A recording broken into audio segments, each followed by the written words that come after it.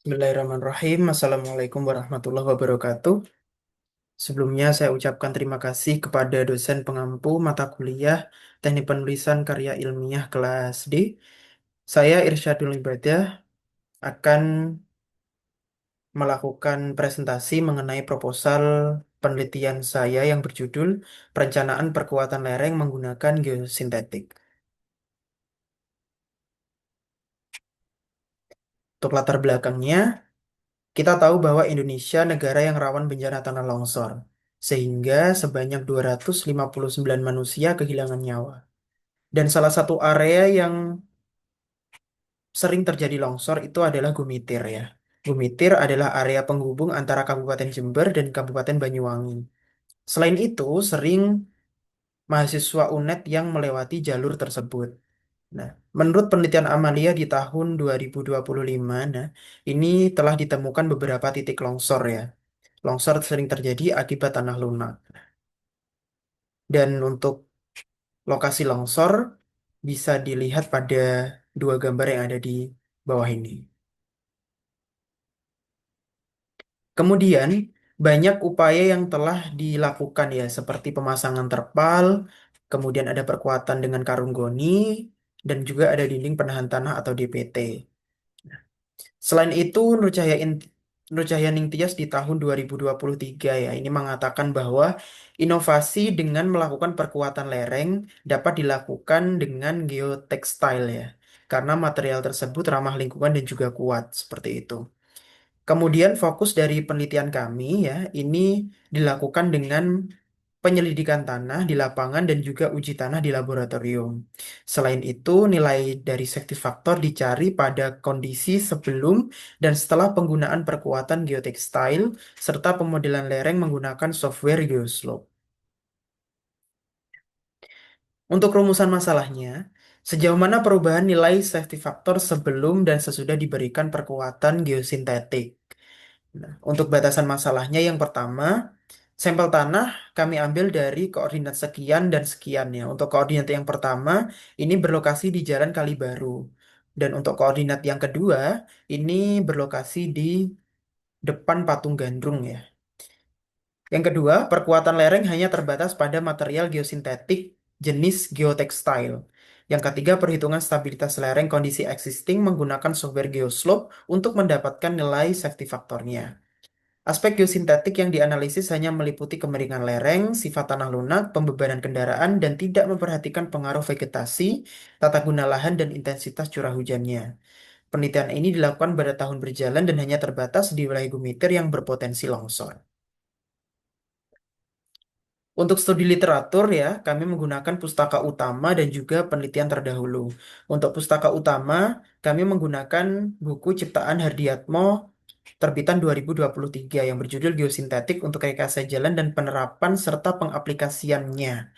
Untuk pustaka utama yang kedua ini Hardiatmo juga di tahun 2024 yang berjudul Perbaikan Tanah edisi ketiga. Nah, kedua dari pustaka utama ini berisi mengenai panduan perencanaan perkuatan lereng dan geotekstil pada lereng terjal. Untuk penelitian terdahulu, kami mengacu pada penelitian Nur Cahya Ningtyas dan kawan-kawan di tahun 2023 mengenai modeling geocell as slope transformation using the limit equilibrium method. Ya. Untuk yang kedua, kami menggunakan penelitian Amalia di 2025 ya, mengenai zonasi eh, wilayah longsor yang ada di Gumitir ya. Seperti itu. Nah, kedua dari penelitian terdahulu ini berisi mengenai titik-titik rawan longsor di Gumitir dan juga metode pemodelan lerengnya. Nah, untuk metode penelitian ya, kami melakukan penelitian yang berada di koordinat sekian dan juga sekian ya. Sesuai yang sudah saya katakan tadi bahwasannya untuk koordinat pertama ini berlokasi di Jalan Kalibaru. Untuk yang koordinat kedua ini berada di Patung Gandrung. Untuk koordinat yang berada di lokasi Kalibaru, kami melakukan dua titik pengeboran ya atau sampling tanah di dua titik. Yang pertama ada di bahu jalannya, yang kedua berada di lerengnya. Nah, untuk koordinat yang kedua ini kami melakukan pengambilan sampel tanah atau boring lognya di patung gandrung ya, dibelokan patung gandrungnya di lerengnya seperti itu. Dan ini kita sudah melakukan survei di tanggal eh, 12 Juni 2025 kemarin ya. Untuk data data penelitiannya, yang pertama, kami membutuhkan data penelitian geometri lereng, baik itu ketinggian, panjang, dan juga kemiringannya. Kami peroleh dari pengukuran lapangan. Kemudian ada spesifikasi geotextile ya. Untuk spesifikasi sendiri, kita mengikuti katalog dan juga vendornya. Kemudian ada parameter tanah, karena kita sudah melakukan sampling pada tanah, sehingga kita bisa melakukan uji sampling tersebut di laboratorium mekanika tanah. Kemudian ada beban kendaraannya, kita dapat dari survei lapangan. Untuk metode penelitiannya, ya, kami langsung ke diagram alirnya saja. Yang pertama ada start.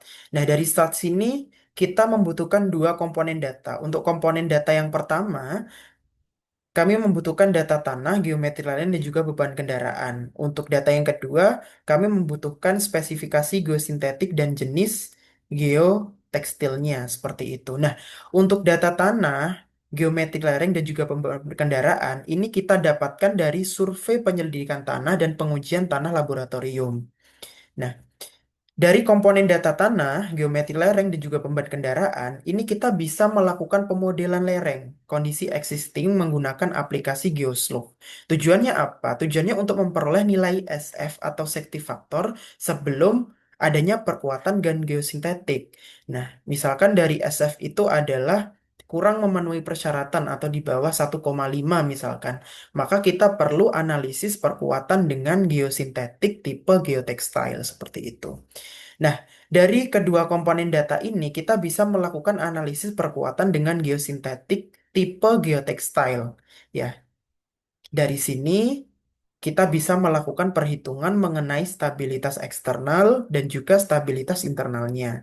Dari sini kita bisa melihat apakah memang analisis yang kita lakukan sudah oke atau belum melalui kontrol stabilitas ini. Misalkan tidak oke, kita tinjau ulang kembali analisisnya. Kalau misalkan oke, kita bisa lanjut ke pemodelan lereng dengan setelah perkuatan geosintetik seperti itu. Dan bisa berlanjut pada hasil dan selesai. Nah, itu saja presentasi dari saya. Ada kurang lebihnya mohon maaf. Terima kasih. Wassalamualaikum warahmatullahi wabarakatuh.